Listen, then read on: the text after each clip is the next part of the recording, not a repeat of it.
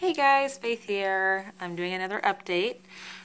Sorry for the long delay in between updates. I've just been super duper busy.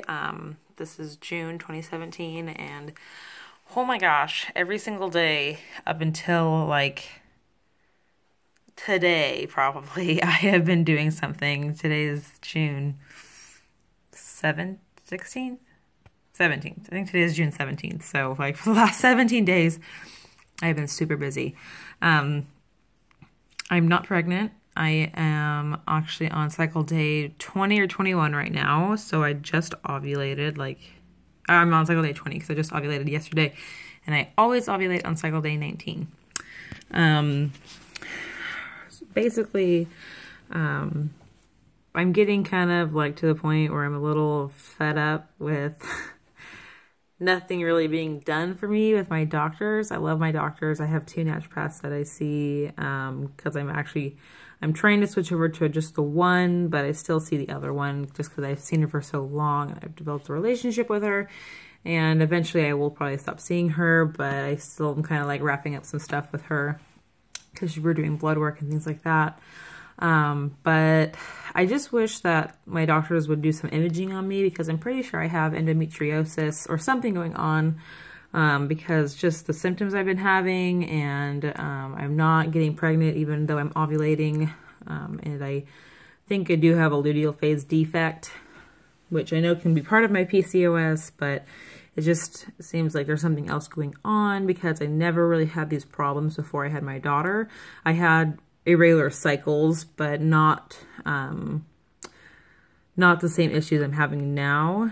And I know it can happen after you have a C-section where the uterine lining, some of the cells get moved outside the uterus and you can get endometriosis that way. And it's rare, or I've heard it's uncommon, but it can happen. So I'm wondering if I'm one of those lucky customers lucky C-section customers that got endometriosis from having a C-section. Or maybe I do have it just because it's genetically I have it. I'm not sure. I know it runs in my family to have PCOS mostly, and I do have one family member with endometriosis, so it could have just been something that I had and didn't know about. But I really would want to get some imaging done. So my doctor, it's funny because both my doctors that I see, they travel and they spend half their time in my area and they spend half the month in my area and half the month in another area. And so one of my naturopaths is only open on Mondays and Tuesdays, and today's a Friday. So I have to wait till Monday to give them a call, but I'm going to like demand some sort of, something. I'd like to get like maybe an HSG done or a laparoscopic procedure to see if I do have endometriosis, and I'm not really sure which one I want first. Maybe the HSG just because it's less invasive, or well, yeah, I guess it's less invasive because it's not like they're not opening you up or anything. They're just going through your cervix, which I know a lot of people have said that it's very painful, or it just feels like the worst period cramps you've ever had, like ×5. So both procedures sound like they're going to be really uncomfortable, but I really want another baby, so it's worth it to me.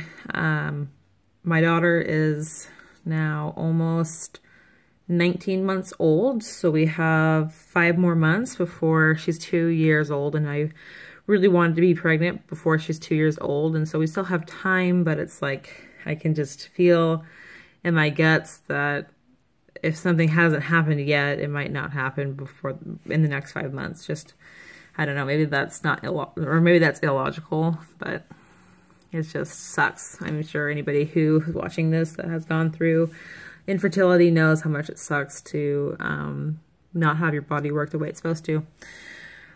But, sorry I say so much. I'm just hoping that if I do an HSG, it'll help move anything that's blocking my fallopian tubes, if there is anything, or we can see there's some sort of problem. I know that I have a turned uterus a little bit, and it's not a really, really turned uterus, but I'm wondering if maybe it's gotten worse over time. I don't know how well I'd be able to tell that. Maybe they can tell it from an ultrasound, because I know they do an ultrasound and they do an HSG, so hopefully I will get some more answers I will try to update on Monday, or I'll probably try to update more like when I actually go back and see my doctor. I'm definitely going to call on Monday, but I don't know how soon I'll get in to see her and get all these examinations done. So I've got blood work done. I have a short luteal phase. I'm on progesterone. I'm actually going today to pick up my progesterone vaginal suppositories for this cycle. And so I'm hoping it works better than the cream. My naturopath said that it should work better than the cream that I've been using, because the cream really doesn't lengthen my cycle. It lengthened my cycle by like 1 day last cycle, which was nice, but it went from 10 days to 11 days. So I would like at least 13-day luteal phase, just so that there's plenty of time for an egg to implant, because from what I've read, the average day of implantation is day 9. So if I usually start on day 10, that's probably not enough time for an egg who has been fertilized to implant in my uterus. So we'll see what happens with that. So a little update on home life.